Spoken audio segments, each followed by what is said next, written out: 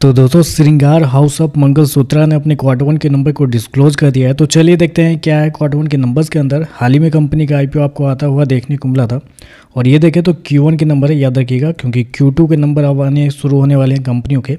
तो ऐसे में देखें तो कंपनी ने अभी पुराने नंबर ही कंपनी ने यहाँ पे डिस्क्लोज किया है जो कि Q1 का नंबर है। तो डाटाबेस के लिए यहाँ पे मिलियंस में दिया गया है। मैं आपको क्रोस में कन्वर्ट करके समझाता हूँ कैसे क्या हुआ है।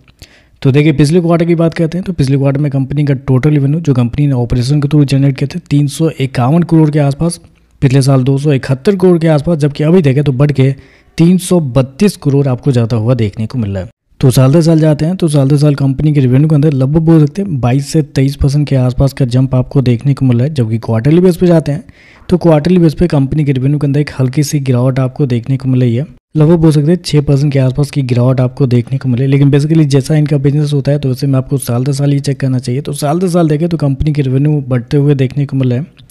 खर्चे की बात कर लेते हैं तो देखिए पिछले क्वार्टर में कंपनी खर्चे 331 करोड़, पिछले साल देखते हैं तो 248 करोड़ के आसपास, जबकि अभी देखें तो कंपनी खर्चे 294 करोड़ आपको जाता हुआ देखने को मिला है। तो खर्चे देखें तो खर्चे आपको बहुत ही ज़्यादा देखने को मिले इस क्वार्टर में, क्योंकि अगर कंपनी के नेट खर्चे को देखते हैं तो आपको कुछ ज़्यादा देखने को नहीं मिलेगा। लेकिन कंपनी के कॉस्ट ऑफ मटेरियल को अगर आप देखने के लिए जाते हैं तो कंपनी के कॉस्ट ऑफ मटेरियल देखें तो कॉस्ट ऑफ मटेरियल के अंदर एक बड़ी तेजी आपको देखने को मिल रही है। लगभग बोल सकते हैं 75% कंपनी का कॉस्ट ऑफ मटेरियल साल दर साल आपको बढ़ता हुआ देखने को मिला है, जबकि रेवेन्यू बढ़ा है कितना, मात्र 23% के आसपास। तो यहाँ पे कॉस्ट ऑफ मटेरियल जो है वो आपको बहुत ही ज़्यादा आपको देखने को मिला है। और कंपनी के खर्चे कंट्रोल कैसे हुए तो कंपनी को कुछ इन्वेंट्री के नाम पे लगभग 47 करोड़ के आसपास का फायदा हुआ है इस क्वार्टर में, जबकि पिछले साल लगभग 3 करोड़ के आसपास का फायदा हुआ। तो इन्वेंट्री के नाम पे कंपनी को अच्छा खासा फायदा हुआ है, जिसकी वजह से कंपनी का नेट प्रॉफिट आपको कम देखने को मिला है। अदरवाइज देखें तो कंपनी के खर्चे बहुत ही ज़्यादा देखने को मिल रहे हैं। चलिए कंपनी के प्रॉफिट क्या निकलता है वो देख लेते हैं। तो देखिए पिछले क्वार्टर की बात करते हैं तो पिछले क्वार्टर में कंपनी का प्रॉफिट लगभग बोल सकते हैं 15 करोड़ के आसपास था। पिछले साल की बात करते हैं तो लगभग 17 करोड़ के आसपास, जबकि अभी देखें तो बढ़ के 28 करोड़ के आसपास देखने को मिला। तो यहाँ पे देखते हैं तो यहाँ पे कंपनी का जो प्रॉफिट है आपको बढ़ता हुआ देखने को मिला। लेकिन याद रखिएगा बढ़ा क्यों है, कंपनी के इन्वेंट्री की वजह से। अदरवाइज कंपनी का प्रॉफिट इस क्वार्टर में बहुत ही कमजोर आपको देखने को मिल जाते हैं। क्वार्टरली बेस पे देखते हैं तो लगभग डबल के आसपास देखने को मिल रहा है। तो अगर आप ऐसे देखते हैं तो कंपनी का प्रॉफिट आपको बेहतर देखने को मिले। लेकिन अगर आप अंदर जाके देखते हैं तो कंपनी के प्रॉफिट के बढ़ने के पीछे का रीज़न कंपनी के इन्वेंट्री है, जिसकी वजह से प्रॉफिट बढ़ता हुआ देखने को मिला है।